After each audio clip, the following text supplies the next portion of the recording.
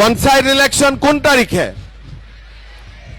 7 তাৰিখে আচ্ছা 7 তাৰিখলৈকে তো সময় আছে মই আজি যি কৈ যাম আকৌ পাহৰি যাব নেকি হা একদম নাপাহৰিব কিন্তু কাৰণ 7 লৈকে তো মই আকৌ এবাৰ আহিব নোৱাৰিম একদম মনত ৰাখিব বাইদেউ কি খবৰ সব ঠিক আছে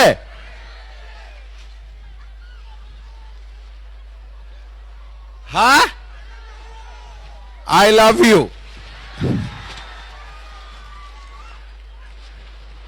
বাইদেউ সকলৰ খবৰ ভাল সবৰ ভাল আপোনালোক মনে মনে আছে একদম খবৰ ভাল নে বেয়া ঠিক আছে প্ৰথমতে মই আমাৰ সকলো ৰাইজকে বহাগ বিহু পয়লা বৈশাখ মই সকলোৰে শুভ কামনা জনাইছো শুভেচ্ছা জনাইছো বিহু ভালে ভালে হৈ গল নে নাই ফাংচন হৈছে ইয়াতে ফাংচন হৈছে না নাই ইয়াতে হোজাইত হোৱা নাই আচ্ছা যমুনা মুখতো হোৱা নাই লামডিঙতো হোৱা নাই এটা হৈছে নে পিছত হ'ব দুটা হৈছে ঠিক আছে বিহু হ'ব লাগে পূজাও হ'ব লাগে সব ডাঙৰ কৰি হ'ব লাগে হোজাই জিলাত হয় নে নহয় ঠিক আছে আজিৰ সভাত আমাৰ মাজত উপস্থিত ভাৰতীয় জনতা পাৰ্টিৰ সভাপতি দিলীপ ধৰ ডাঙৰীয়া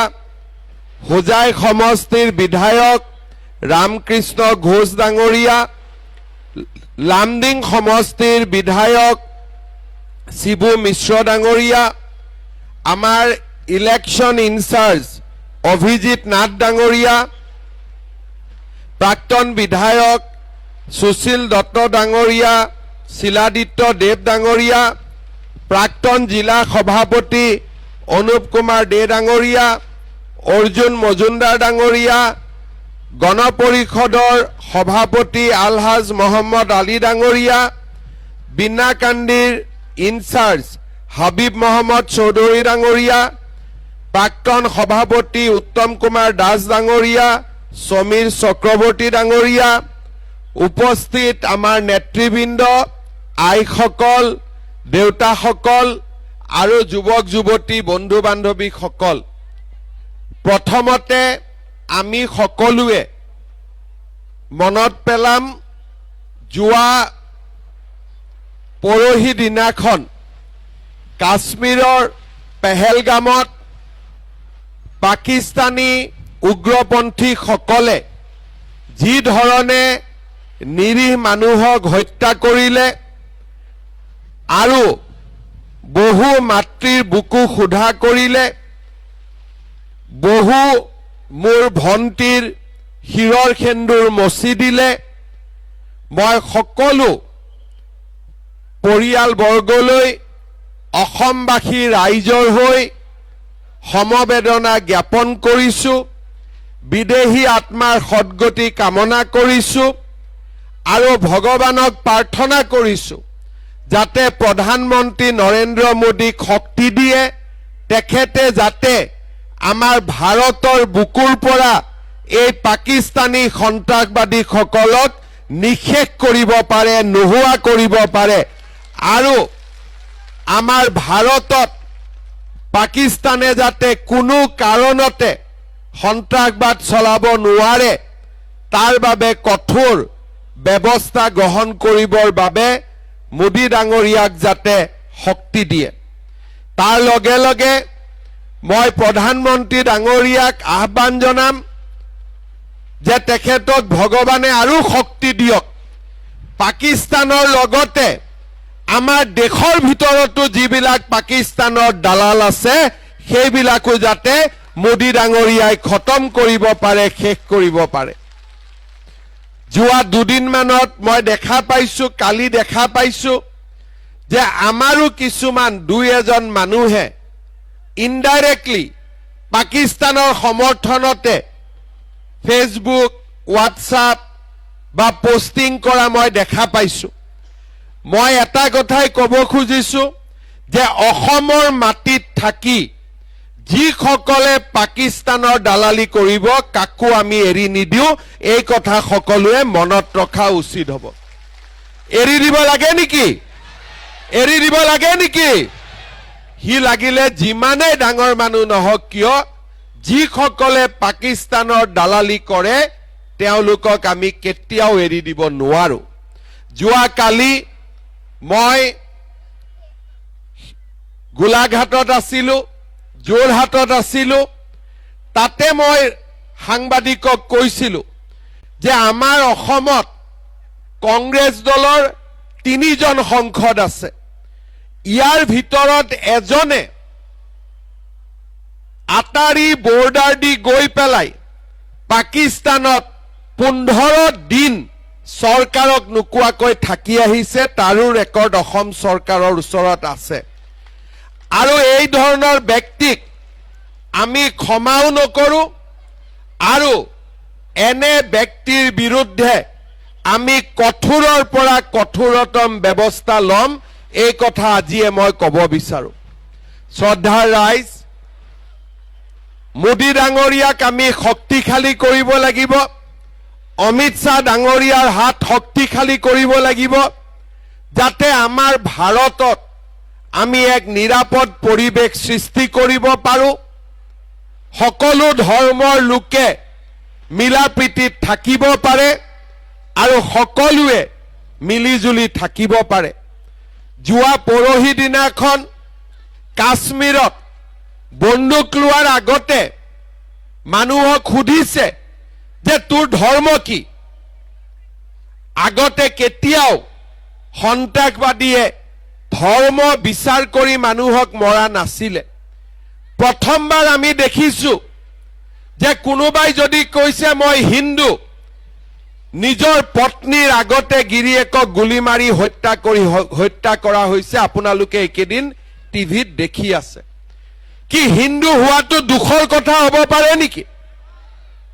আজি ভাৰতবৰ্ষত 5000 বছৰৰ পৰা হিন্দু আছে।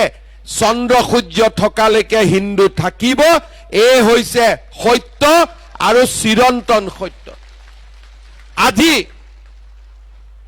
আমি যদি সন্ত্ৰাসবাদৰ ভয়ত কাশ্মীৰ যাব নোৱাৰো, সন্ত্ৰাসবাদৰ ভয়ত যদি অসম আহিব নোৱাৰো, উত্তৰ পূব যাব নোৱাৰো, তাক আমি কেতিয়াও মানি ল'ব নোৱাৰো। আৰু সেইকাৰণে সন্ত্ৰাসবাদৰ বিৰুদ্ধে আমি হিন্দু মুছলমান সকলোৱে একেলগে যুঁজিব লাগিব। ভাৰতত সন্ত্ৰাসবাদে যাতে মূৰ দাঙি উঠিব নোৱাৰে তাৰ বাবে সকলোৱে আমি একেলগে কাম কৰিব লাগিব। শ্ৰদ্ধাৰ ৰাইজ, আজি আপোনালোকে দেখা পাইছে বিজেপি দলৰ শাসনত হিন্দু মুছলমান খ্ৰীষ্টিয়ান সকলো আজি নিৰাপদে আছে। এতিয়া যেতিয়া আমি চৰকাৰী আঁচনি দিওঁ, আমি সকলো ধৰ্মৰ লোকক দিওঁ। আমি কেতিয়াও নুসুধো যে তুমি মুছলমান, তুমি অৰুণোদয় নোপোৱা। এনেকুৱা কথা আমি কওঁ নেকি? আমি কেতিয়াবা কওঁ নেকি তুমি মুছলমান মানুহ, তুমি অৰুণোদয় নাপাবা, প্ৰধানমন্ত্ৰীৰ আৱাস নোপাবা? তেনেকুৱা কথাটো বিজেপিয়ে নকয়। বিজেপিয়েতো সকলোৰে লগত সমানে থাকে। আজি আমাৰ কংগ্ৰেছসকলে মানুহক কয় যে ৱাকফ আইন আহিলে মছজিদ ভাঙি দিব, মাদ্ৰাছা ভাঙি দিব। আপোনালোকে এটা কথা কওক, বিজেপি অহাৰ পিছত অসমত মছজিদ বাঢ়িছে নে কমিছে? যমুনা মুখত মছজিদ বাঢ়িছে নে কমিছে? তেতিয়ালে যিসকলে এই ধৰণৰ মিছা কথা কয়, অসত্য কথা কয়, তেওঁলোকে এটাই বুজি পাব লাগে যে প্ৰধানমন্ত্ৰী মোদী ডাঙৰীয়া হিন্দুৰ লগতো আছে, মুছলমানৰ লগতো আছে। আমি মাত্ৰ সন্ত্ৰাসবাদীৰ লগত নাই, আমি টেৰৰিষ্টৰ লগত নাই। এইটোৱে হৈছে সবকা সাথ সবকা বিকাশ। কোনোবা মুছলমান মানুহে বিচাৰে নেকি যে সন্ত্ৰাসবাদী ভাৰতত থাকক? কোনোবাই বিচাৰে নেকি? কোনোবা হিন্দু মানুহে বিচাৰে নেকি সন্ত্ৰাসবাদী ভাৰতত থাকক? কোনোবাই বিচাৰে নেকি? আৰু এটা কথা আজি আপোনালোকে উল্লেখ কৰিব, বহুত ডাঙৰ কথা মই কৈছো। আমাৰ ৰাহুল গান্ধীয়ে হিন্দু ধৰ্মৰ মানুহবিলাকক ভাগ কৰে। তুমি ওবিসি, তুমি এসটি, তুমি এসসি, তুমি জেনেৰেল। কিন্তু কালি যেতিয়া পেহেলগামত বন্দুক ললে সন্ত্ৰাসবাদীয়ে সুধিলে কি তুমি হিন্দু, কাকোতো সোধা নাই তুমি কি SC, তুমি কি ST, তুমি কি OBC। হিন্দু বুলি কোৱাৰ লগে লগে তাক গুলিয়াই মাৰি দিলে, হয় নে নহয়? তাৰ মানে আমাৰ সন্মুখত জাত পাতৰ ৰাজনীতি নহয়, एक है हम लोग सेव है, एक रहेगा तो सेफ रहेगा, হয় নে নহয়? গতিকে আমি সকলোৱে এক হৈ থাকিব লাগিব, ভাৰতক শক্তিশালী কৰিব লাগিব আৰু পাকিস্তানৰ দৰে দেশক, বাংলাদেশৰ দৰে দেশক আমি কঠোৰ শাস্তি দিব লাগিব।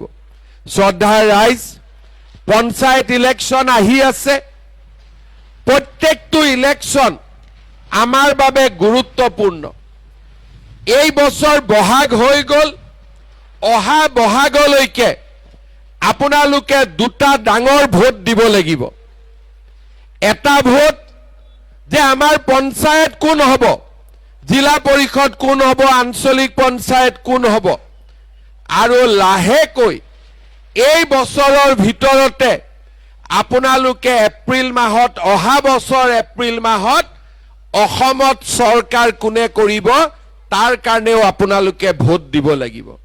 তাৰ মানে এই বছৰটো আমাৰ কাৰণে গুৰুত্বপূৰ্ণ বছৰ। প্ৰত্যেকটো চিন্তা আমি ভাবি কৰিব লাগিব, প্ৰত্যেকটো চিন্তা আমি গভীৰভাৱে সিদ্ধান্ত লোৱাৰ আগতে তিনিবাৰ ভাবিব লাগিব। আপোনালোকে নিজে মনত পেলাওক, আমাৰ অসমত আজি বিজেপি চৰকাৰ আছে। কিয় চৰকাৰ আছে? কাৰণ আপোনালোকে বিজেপিক ভোট দিছে। আপোনালোকে বিজেপিক ভোট দিয়াৰ আগতে আমাৰ অসমত চৰকাৰ কাৰ আছিলে? কংগ্ৰেছৰ চৰকাৰ আছিলে। 15 বছৰ কংগ্ৰেছৰ চৰকাৰ আছিলে আৰু আজি 10 বছৰ বিজেপিৰ চৰকাৰ, 9 বছৰ হ'ব 10 মে তাৰিখে। কোভিডৰ নামত 3 বছৰ গ'ল। যদি 9 বছৰৰ পৰা 3 বছৰ বাদ দিয়ে, বিজেপিয়ে 6 বছৰ দেশ চলাইছে। কোভিডৰ সময়তো আমি আপোনালোকক কেনেকৈ সেৱা কৰিছিলো তাক আপোনালোকৰ আজিও মনত আছে। ঘৰে ঘৰে ভেকচিন, ICU, মেডিকেল, অক্সিজেন আমি অসমত আটাইতকৈ ভাল কৰি কোভিডৰ সময়ত ৰাইজক সেৱা কৰিছিলো। 6টা বছৰত আমি কৰা কামৰ কংগ্ৰেছৰ লগৰ সময়ত আপোনালোকে তুলনা কৰক। কংগ্ৰেছৰ সময়ত কি আছিলে? অসমীয়া বঙালীৰ মাজত কাজিয়া, গোৰ্খা লোকসকলক বিদেশী, অসমীয়া জনজাতীয় লোকসকলৰ মাজত কাজিয়া, জাতি উপজাতিৰ মাজত মিলাপ্ৰীতি নাছিলে। কংগ্ৰেছৰ দিনত ধুবুৰী, গোৱালপাৰা, ধুবুৰী, কোকৰাঝাৰ, ওদালগুৰিত আনকি মুছলমান লোকসকলকো হত্যা কৰা হৈছিল, সাম্প্ৰদায়িক সংঘৰ্ষ হৈছিল। বঙালী লোকসকলক বাৰে বাৰে বিদেশী, হিন্দীভাষী লোকসকলক 10টা কথা, আৰু অসমীয়া লোকসকলৰ মাজতে বড়ো অসমীয়া, মিচিং অসমীয়া, তিৱা অসমীয়া, গোৰ্খা লোকসকলক বিদেশী। এয়া আছিল অসমৰ পৰিৱেশ। আৰু তাৰ ওপৰত আলফা, বড়ো উগ্ৰবাদী, কাৰ্বি উগ্ৰবাদী। আজি এটা সময় আছিল বোমা বিস্ফোৰণ, গুলীকাণ্ড, গ্ৰেনেড। কাৰোবাৰ যদি ল'ৰা ছোৱালী ৰাতি 2টা বজালৈকে ফাংচন চাব ক'ৰবাত ওলাই গৈছে, ঘৰত ঘূৰি নহালৈকে মাকে শুব নোৱাৰিছিল। এয়া আছিল কংগ্ৰেছৰ দিন। আৰু আজি বিজেপিৰ দিনত, বিশেষকৈ 2021 চনৰ পৰা আজিলৈকে আপোনালোকে চিন্তা কৰক, অসমত কৰবাত গুলি ফুটিছে, কৰবাত গুলি ফুটিছে, কৰবাত বোমা ফুটিছে, কৰবাত গ্ৰেনেড ফুটিছে, কৰবাত আন্দোলন হৈছে। আজি আমাৰ অসমখনত বোমা নাই, গুলি নাই, বন্দুক নাই, আন্দোলন নাই। সকলোৱে লাহে লাহে সাৰেন্ডাৰ কৰি ৰাষ্ট্ৰ জীৱনৰ মূল খুঁটিলৈকে উভতি আহিছে। আজি অসমত কোনেও কাকো বঙালী বুলি বেয়াকৈ নকয়, হিন্দী ভাষী বুলি বেয়াকৈ নকয়, গোৰ্খাক বিদেশী বুলি নকয়। জনজাতীয় অজনজাতীয় লোকৰ মাজত আজি অসমত কাজিয়া নাই। মাত্ৰ 4 বছৰৰ ভিতৰতে অসমত সন্ত্ৰাসবাদ নোহোৱা হ'ল। অসমীয়া আৰু সকলো মানুহৰ মাজত শান্তি, সমন্বয়, প্ৰগতি আৰু মিলা মিছা আজি অসমত ক'তো সাম্প্ৰদায়িক সংঘৰ্ষ নাই, ক'তো কোনো খেলি মেলি নাই। সকলো মানুহ আজি নিৰাপদে আছে। 1947 চনৰ পৰা যদি আপোনালোকে তুলনা কৰে, প্ৰথমবাৰ 2021 চনৰ পৰা 2025 চনলৈকে প্ৰথমবাৰ অসমত ইমান শান্তি আছে। যিমান ইয়াত বয়সস্থ মানুহ আছে তেওঁলোকে মনত পেলাওক, গোটেই জীৱন তেওঁলোকে যি অসম দেখি আহিছিলে, আজি সেইখন অসম পৰিৱৰ্তন হ'ল। সকলো মানুহ একেলগে থাকে, কাজিয়া পেচাল নোহোৱা হ'ল, আন্দোলন নোহোৱা হ'ল, ৰেল বন্ধ, গাড়ী বন্ধ, অসম বন্ধ, হোজাই বন্ধ, আজি সকলো নোহোৱা হ'ল। অসম আজি উন্নয়ন আৰু প্ৰগতিৰ এক নতুন দিগন্তলৈ গতি কৰিছে। কংগ্ৰেছৰ দিনত এটা অংগনবাদী চাকৰিৰ কাৰণে 2 লাখ টকা ঘোষ দিব লাগিছিল। কংগ্ৰেছৰ দিনত অংগনবাদী চেণ্টাৰ বনাইছিলে, পাৰ চৰাইও তাত আহিব নোৱাৰে, বাচ্চাৰ কথাটো বাদ দিয়ক। কংগ্ৰেছৰ দিনত এটা চাকৰিৰ কাৰণে 2 লাখ টকাৰ পৰা 1.5 কোটি টকালৈকে ঘোষ দিব লাগিছিল। কেইদিনমান আগতে বিধানসভাত জাষ্টিছ বিপ্লৱ শৰ্মা কমিটিৰ ৰিপৰ্ট পেছ হৈছে, সঁচা মিছা নাজানো। তাত এনেকুৱা কথাও লিখা আছে যে কংগ্ৰেছৰ দিনত চাকৰিৰ কাৰণে ছোৱালীয়ে নিজৰ সতীত্বও বিসৰ্জন দিবলগীয়া হৈছিল। ৰিপৰ্টত লিখা আছে, মই সঁচা মিছা কথা ক'ব খোজা নাই। সেইখন এখন অসম আছিল। আৰু কংগ্ৰেছৰ দিনত মানুহক কি দিছিলে? ভোট দিয়াৰ পিছত কংগ্ৰেছে মানুহক কি দিছিলে? লুঙি, ধুতি, খুটা, আঁঠুৱা আৰু কম্বল। আমাৰ হিন্দু মানুহে কয় নহয় যে পূজাত পঞ্চামৃত লাগে না নাই? পঞ্চামৃত লাগে না নাই? কংগ্ৰেছৰ পঞ্চামৃত কি আছিলে? লুঙি, ধুতি, খুটা, আঁঠুৱা, কম্বল। এনেকে মিটিং হ'ব, ট্ৰাকত খুটা থাকিব, মহিলাসকলক এনেকে এনেকে খুটা দলি মাৰি দিব। কোনোবাই পালে যদি পালে, তাৰ ওপৰতে এগৰাকীৰ ওপৰত এগৰাকী জঁপিয়াই পৰে।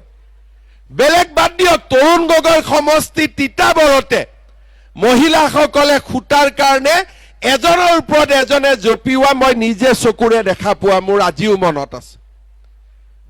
আজি আপোনালোকে চিন্তা কৰক, আজি বিজেপিৰ দিনত ধুতি গ'ল, লুঙি গ'ল, কম্বল গ'ল, আঁঠুৱা গ'ল, খুটা গ'ল, কি আহিলে?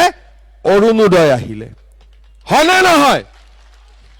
লুঙি ভাল নে অৰুণোদয় ভাল? একদম মনৰ পৰা ক'ব, লুঙি ভাল নে অৰুণোদয় ভাল? ধুতি ভাল নে অৰুণোদয় ভাল? কম্বল ভাল নে অৰুণোদয় ভাল? আঁঠুৱা ভাল নে কম্বল ভাল? ঠিক আছে, আপোনালোকক মই সুধিছো, মই লুঙি 1000 দিম, অৰুণোদয় 1000 দিম, কাক কাক লুঙি লাগে হাত দাঙক। কাকো নালাগে। আৰু অৰুণোদয় দিম, কাক কাক লাগে? চবকে লাগে। লুঙি লাগে কোনোবাটো আছে? আচ্ছা, লুঙি নালাগে, ধুতি লগা কোন আছে? আচ্ছা, ধুতিও নালাগে, খুটা লগা কাৰ কোন আছে? লাগিব। কম্বল কাক লাগিব? আঁঠুৱা কাক লাগে? তাৰ মানে আপোনালোকক কি লাগে? অৰুণোদয় লাগে, নিযুত মইনা লাগে, আপোনালোকক মহিলা উদ্যমিতা লাগে। হয় নে নহয়? মই ঠিক কৈছো নে নাই?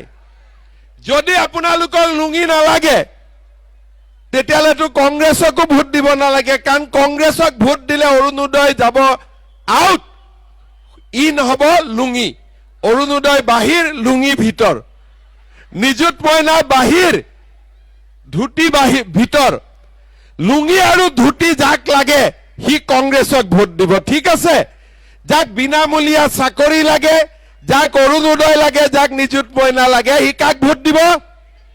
অলপ ডাঙৰ কৰি কওক, মোৰ কাণখন ৰাতিপুৱাৰ পৰা ভাল কৰি শুনাই নাই মই। কাক ভোট দিব? বাছ, ইয়াৰ পিছত আপোনালোকে চিন্তা কৰক, কংগ্ৰেছক ভোট দিলে আমি 5টা অমৃত পাম, লুঙি, ধুতি, সূতা, কম্বল, আঁঠুৱা। এইটো আমাক নালাগে, হয়নে নহয়?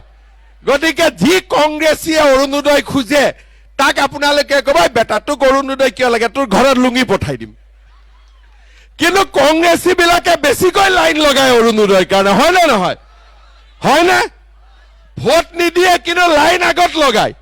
তেতিয়া মই কৈছো, তহঁতক যদি অৰুণোদয় লাগে তেতিয়াহ'লে বিজেপিক ভোট দে, লুঙি লাগিলে যদি কংগ্ৰেছক ভোট দে, হয়নে নহয়?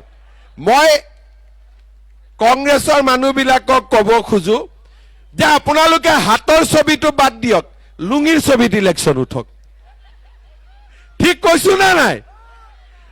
তেওঁলোকে লুঙি ধুতিৰে ৰাজনীতি কৰিলে, আমি কি কৰিলো?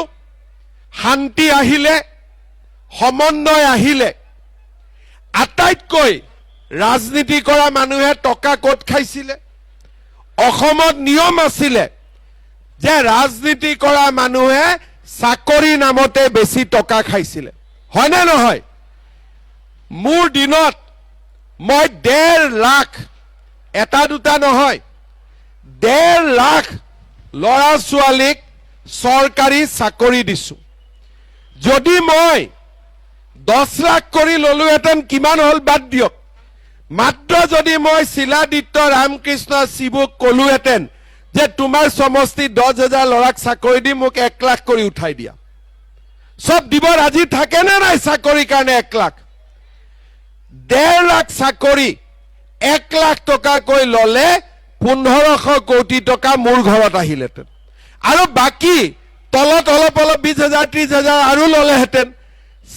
সাৰা বিজেপি মানুহৰ ঘৰত গাড়ীও হৈ গ'লহেঁতেন, বিল্ডিংও বনি গ'লহেঁতেন। কিন্তু আজি বিজেপি চৰকাৰে টকাৰ লোভ কৰা নাই।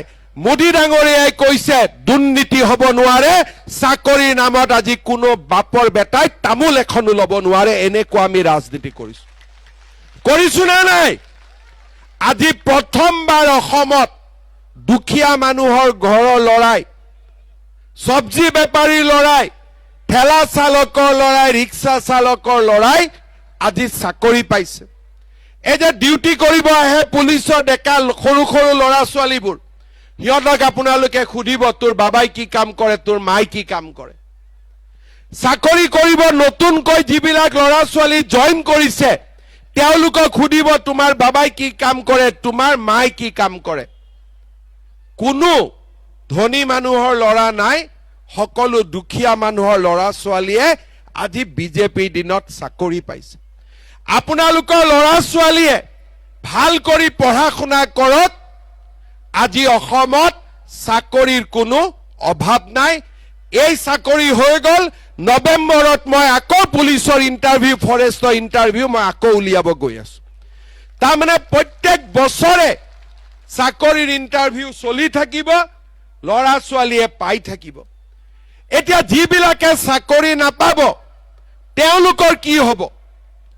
মই এইটো সিদ্ধান্ত লৈছো যে যিসকল ল'ৰা ছোৱালীয়ে চাকৰি নাপাব, প্ৰত্যেক সমষ্টিত প্ৰত্যেক বছৰত 1,000 কৰি 5,000 ল'ৰা ছোৱালীক আমি 2 লাখ টকাকৈ দিম, যাতে ব্যৱসায় বাণিজ্য কৰিব পাৰে।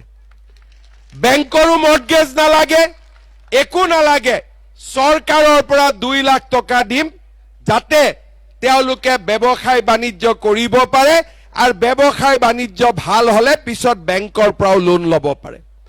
আগতে অসমত কোনোবা এনেকুৱা কাম কৰিছিলে? কেতিয়াবা হৈছিলে? আজি 4 বছৰ নৰেন্দ্ৰ মোদীৰ শাসন কালত আমাৰ অসমত আগতে নোহোৱা নতুন নতুন কাম আজি হৈ আছে যোৱাবাৰ এই ফিল্ডত মিটিং হৈছিলে আমাৰ লোকসভা ইলেকশ্যনৰ সময়ত মই আপোনালোকক কৈছিলো যে এইবাৰ আৰু জিঅ' টেগিঙৰ কাৰণে আপোনালোকে টকা দিব নালাগে এইবাৰ কোনে জিঅ' টেগিং কৰিলে জীৱিকা সখী বাইদেউসকলে কৰিলে টকা পইচা আগত 20-25 হাজাৰ লৈছিলে এতিয়া যদি কিবা লৈছে চাহ একাপ খাইছে কিন্তু কোনেও টকা পইচা এইবাৰ জিঅ' টেগিঙত লোৱা নাই লৈছে নেকি টকা পইচা সঁচা কথা ক'ব লৈছে নেকি যিসকলক কিবা কাৰণত জিঅ' টেগিং এতিয়াও হোৱা নাই ইলেকশ্যনৰ পিছত নিজৰ জিঅ' টেগিং আমি নিজে কৰিব পৰা সুবিধা কৰি দিম যাতে দুখীয়া মানুহৰ পৰা ঘৰৰ নামত কোনেও 1 টকা ল'ব নোৱাৰে এইবাৰ পঞ্চায়ত ইলেকশ্যন হৈ যোৱাৰ পিছত পঞ্চায়তত জিকা মানুহক মই গুৱাহাটীত মাতিম অমিত শ্বাহ ডাঙৰীয়াও থাকিব আৰু এটাই ৱাৰ্নিং দিম কোনোবাই যদি দুখীয়া মানুহৰ ঘৰৰ পৰা 1 টকাও লয় হি জেলত যাবই লাগিব 100%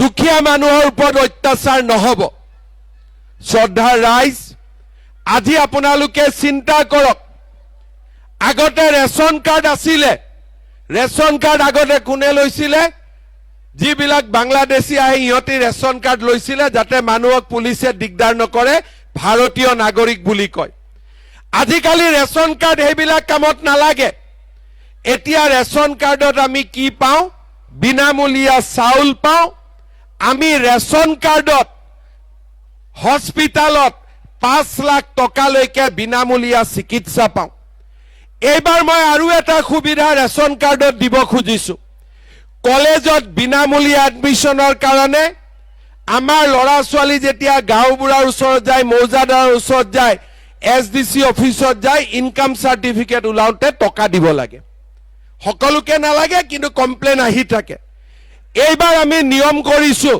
কলেজত ইউনিভাৰ্সিটিত বিনামূলীয়া নাম ভৰ্তিৰ কাৰণে কোনো প্ৰমাণ পত্ৰ ল'ব নালাগে মাত্ৰ ৰেচন কাৰ্ড দেখুৱাই দিলে বিনামূলীয়া এডমিশন হৈ যাব তাৰমানে ৰেচন কাৰ্ডত আমি কি পালো বিনামূলীয়া চাউল পালো বিনামূলীয়া চিকিৎসা পালো বিনামূলীয়া নাম ভৰ্তি পালো আৰু ডেট এটা লিখি ৰাখক 1 অক্টোবৰ তাৰিখৰ পৰা মই ৰেচন কাৰ্ডত আপোনালোকক দালিও দিম আপোনালোকক চেনিও দিম আপোনালোকক নিমখও দিম পুৰা ফ্ৰী নাপাব বজাৰতকৈ 30 টকা কম দামত পাব ঠিক আছে আৰু এটা আপোনালোকক সুবিধা দিম চাউল হৈ গল চেনি হৈ গল দালি হৈ গল নিমখ হৈ গল নাম ভৰ্তি হৈ গল এতিয়া আমাৰ আৰু এটা কাম আছে গেছৰ সিলিন্ডাৰৰ দাম কিমান দাম 950 কিমান 1300 নহয় 950 1950 এতিয়া 1 অক্টোবৰৰ পৰা গেছৰ সিলিন্ডাৰৰ দামো 300 টকা কমাই দিম তাৰমানে আমি কি পালো চাউল পালো দালি পালো নিমখ পালো চেনি পালো গেছৰ সিলিন্ডাৰৰ দামো কমি গল যাৰ ঘৰত যাও এতিয়া মোক ধুনিয়াকৈ ভাত খুৱাই দিব সকলো সুবিধা আহি গল আমাৰ দুখীয়া মানুহৰ কাৰণে জীৱনটো বহুতখিনি সুবিধাজনক হল এতিয়া দুখীয়া মানুহে ক'ত আৰু পইচা দিব লাগে ইলেক্ট্ৰিচিটিত 1 এপ্ৰিলৰ পৰা ইলেক্ট্ৰিচিটিৰ দাম 1 টকা কমিছে নৱেম্বৰ মাহৰ পৰা ইলেক্ট্ৰিচিটিৰ দাম আৰু 1 টকা কমাই দিম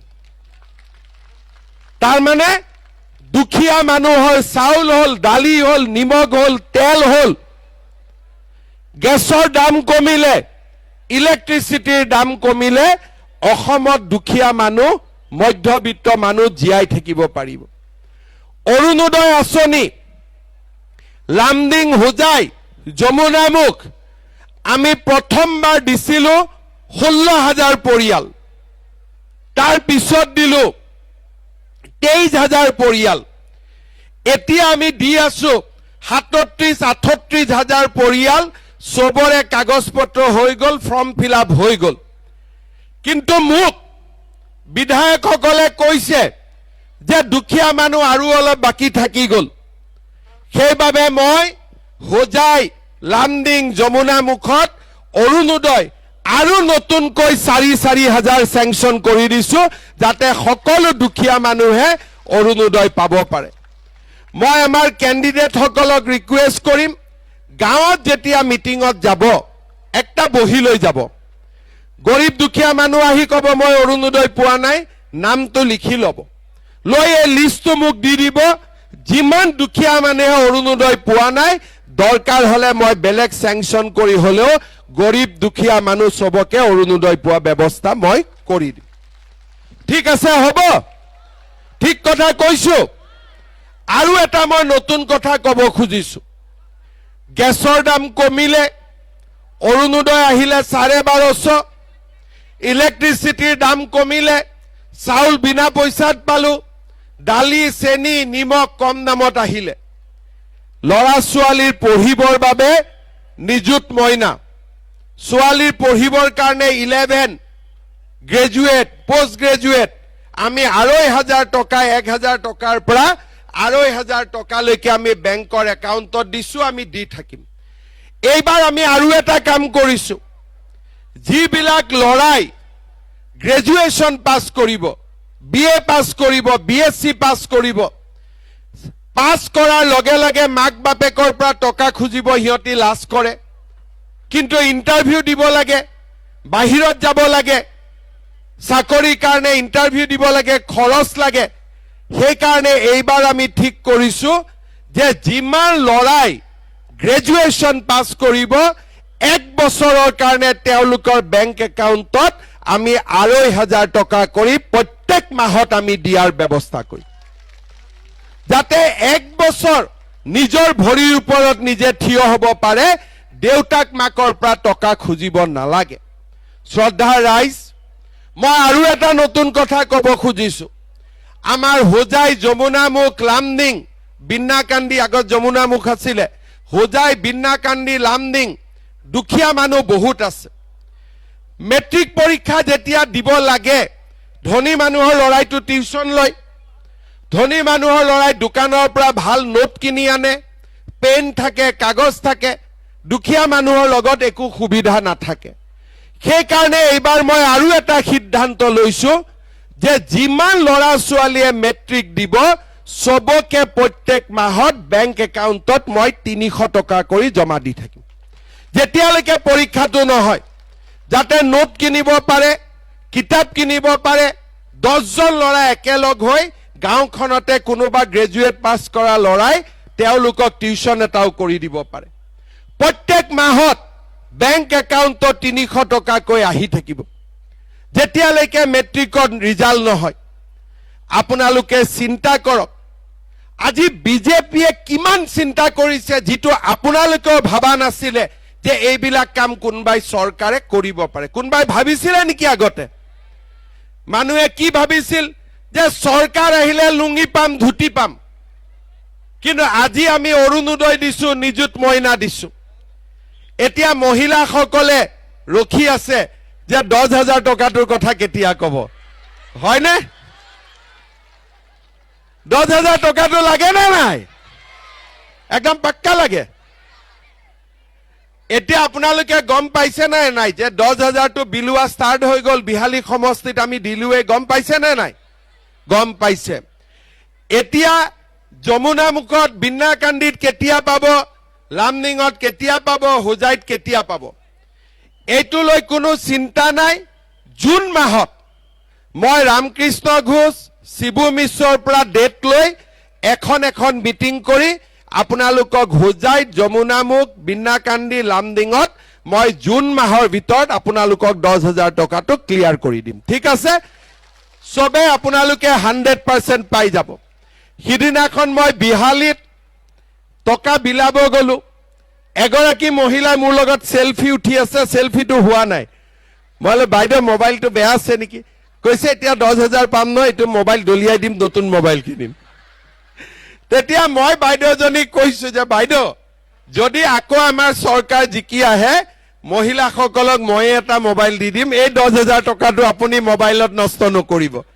এই 10,000 টকাটো ভাল কৰি খৰচ কৰিলে আপোনালোকৰ 3 দিনৰ ট্ৰেইনিং হ'ব গাঁৱতে, ভাল কৰি খৰচ কৰিলে আপোনালোকে 25,000 পাব, 25,000 খৰচ কৰিলে তাৰ পিছত আপোনালোকে 50,000 পাব।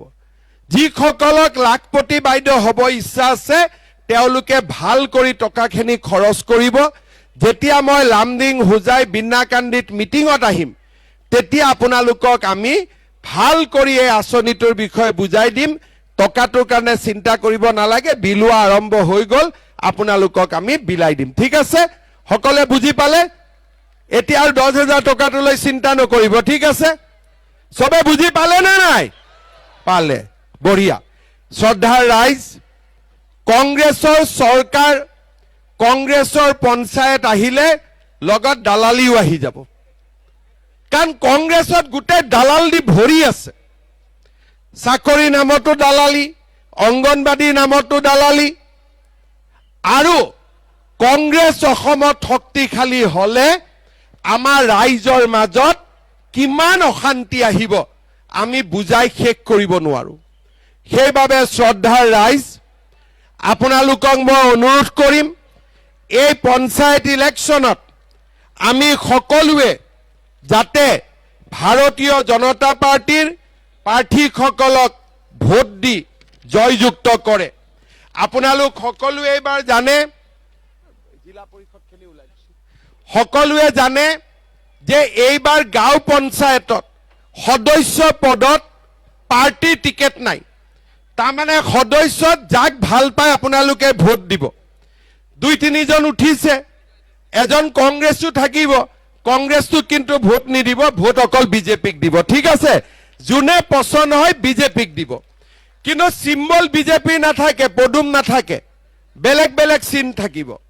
কিন্তু আঞ্চলিক পঞ্চায়ত আৰু জিলা পৰিষদ এই দুইটাতে আপোনালোকে পদুমত ভোট দিব, য'ত পদুম নাথাকে তাত হাতীৰ ছবিত ভোট দিব। ঠিক আছে, বুজি পাইছে নে নাই আপোনালোকে?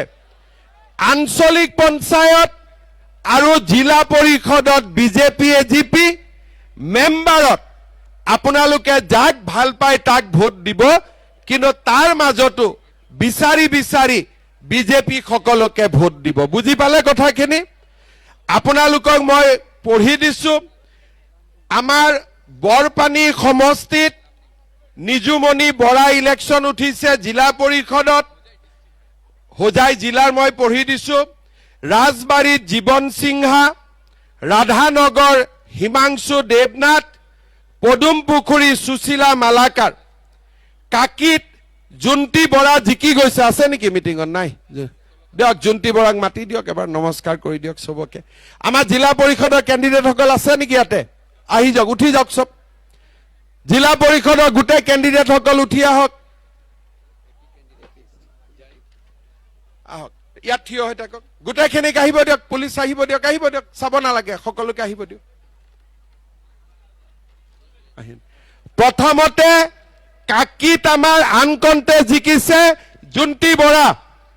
এটা হাত চাপৰি বজাই দিয়ক, অলৰেডি জিকি গ'ল। ঠিক আছে, দিয়ক। ভাল নহয় খবৰ? মই চিনাকি কৰি দিছো বৰপানী সমষ্টিত নিজুমণি বৰা আছেনে? নমস্কাৰ এটা কৰ মা, ইয়াত বহ দে। নিজুমণি বৰা, ৰাইজক নমস্কাৰ। ঠিক আছে, ৰাইজ ভোট দিব দেই, দিব নে নাই? ঠিক আছে। ৰাজবাৰীত জীৱন সিংহা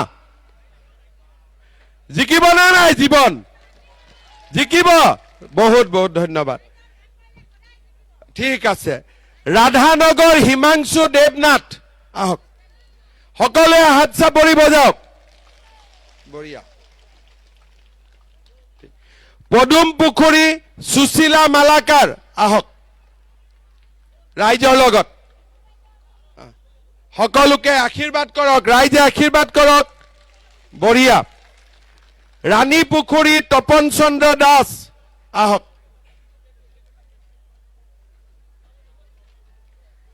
সকলোৱে হাত চাপৰি বজাওক। তপন চন্দ্ৰ দাস। লামডিং ৰূপম দাস আছে তলত আছে ঠিক আছে মুৰাজাৰ ফাতিমা বেগম আহক ফাতিমা জিকাই দিব দেই চবে আৰু কোনবাই যে কৈ আছে মছজিদ বন্ধ হ'ব কিবা বন্ধ হ'ব এইবিলাক সব ফালতু হয় কংগ্ৰেছ বিলাক ইয়াৰ কাম নাই কাৰণে এইবিলাক কৈ থাকে ঠিক আছে সকলোৱে ভোট দিব লামডিং ৰূপম দাস সকলোৱে আশীৰ্বাদ কৰিব ঠিক আছে চৌধুৰী বাজাৰ নাৰ্জুনা বেগম সকলোৱে আশীৰ্বাদ কৰিব দোৱা কৰিব হাত চাপৰি বজাওক ডবকা আহমেদ হুছেইন এজিপি ইয়াতে পদুম নাথাকে হাতী ছবিত ভোট দিব লাগিব ঠিক আছে তাৰ পিছত নীলবাগান এজিপি বুৰহানুদ্দিন বৰভূঞা হাতী ছবিত ভোট দিব ঠিক আছে তাৰ পিছত ওদালি এজিপি শাহনাজ খান সকলোৱে হাতী ছবিত ভোট দিব ঠিক আছে দিবনে নাই সকলোৱে যতে পদুম দেখা পায় পদুম যত পদুম নাই তাতে হাতী আঞ্চলিক পঞ্চায়তৰ প্ৰাৰ্থীৰ নামখিনি মই কৈ দিছো আমাৰ হোজাই সমষ্টিত শক্তি সাহা অশোক সিনহা ৰতন চৌহান মমতা থাউচেন বিশ্বজিৎ দে লীলাৱতী প্ৰসাদ আলিমুন নেছা মকবুল হুছেইন চৌধুৰী ৰুনু মজুমদাৰ ভগৱান অধিকাৰী পলি বৰুৱা বিশ্বজিৎ মজুমদাৰ সুভাষ বিশ্বাস আৰু জুচি কেম্প্ৰাই শিখা ঘোষ চন্দনবাই সাহু চন্দ্ৰবাই সাহু প্ৰসেনজিৎ দাস মমতা মণ্ডল নীলমণি দেৱনাথ মাম্পি মালাকাৰ পল্লৱজ্যোতি দাস নকুল পাটৰ লামডিং সমষ্টিত সন্দিতা ডেকা আজিজুৰ ৰহমান আব্দুল ৰহমান ৰহিম জ্যোতিপ্ৰভা হাজৰিকা আনকণ্ঠে জিকিছে সুনীতা বৰদলৈ সালেহা বেগম সীতাৰাণী দে ৰঞ্জু দাস গোপাল নাথ আনকণ্ঠে জিকিছে মাম্পি দাস শহীদা বেগম সুকন্যা বৰা প্ৰিয়ংকা দাস চন্দন দাস ৰফিজুল আলম ৰঞ্জিত বিশ্বাস আনকণ্ঠে জিকিছে ৰাধিকা বড়ো আব্দুল জলিল বিনাকান্দি সমষ্টিত আমাৰ আৰু এজিপি গদাধৰ দাস সিতাৰা বেগম মৌচুমী বেগম আনোৱাৰ হুছেইন দিলৱাৰ হুছেইন বৰভূঞা কামৰান হুছেইন সুলেমা খাতুন ৰীতা বিশ্বাস নাজনিমা বেগম ময়ূৰী নন্দী অঞ্জুমা বেগম নাছৰিন সুলতানা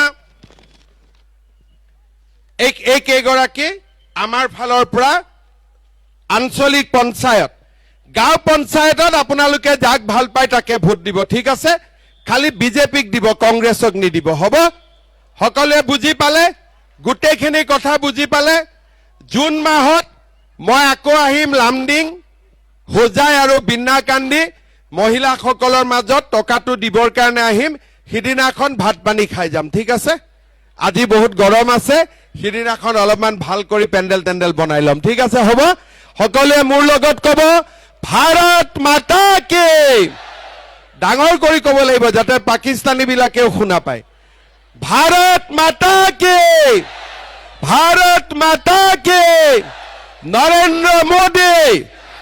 नरेंद्र मोदी बीजेपी एजीपी बहुत बहुत धन्यवाद সকলোৱে আশীৰ্বাদ কৰিব যাতে মই যিমানখিনি কথা কলো এই গোটেই কামবোৰ যাতে আপোনালোকক কৰি দিব পাৰো ভগৱানে যাতে মোক শক্তি দিয়ে সাহস দিয়ে যাতে আপোনালোকক সেৱা কৰিব পাৰো ধন্যবাদ জয় হিন্দ বন্দে মাতৰম